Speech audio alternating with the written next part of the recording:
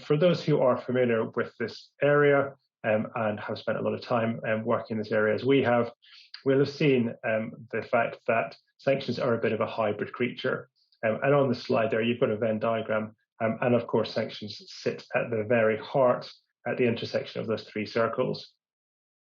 But importantly, as well as thinking about where sanctions sit, to some extent, this is also a clock face, moving around clockwise, because really sanctions start with the politics. Sanctions essentially are a political measure adopted to impose pressure on a particular country, a particular government, a particular regime, in order to bring about a change in behavior.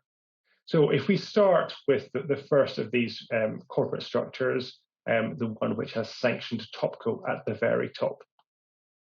So imagine you are the position where you are the ship owner and you are being asked to enter into a charter party with an entity that you haven't dealt with before. So following my slide there, you as the ship owner are my client, you've come to me for advice, and the proposed charterer is your counterparty.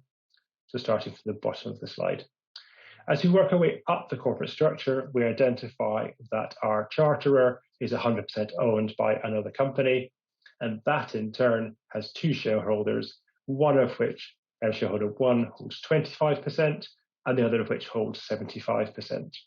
And really, when thinking about it from the perspective of cargo, so whether we think of ourselves as the ship owners who are being asked by our charterers to agree to carry particular cargoes, there are two predominant ways in which the sanctions may impact on the cargo itself, as opposed to the parties who are involved, perhaps in the sale of goods or in the arrangement of the shipping of those goods. And the cargo is likely to be targeted, as I say, in one of two ways. Either it will be targeted because there's a blanket prohibition because of the country of origin or the place of origin of the cargoes. And where we see that most clearly, of course, at the moment, is in the context of EU prohibitions on the import into the EU of all goods originating from certain areas. And I put those on the slide there.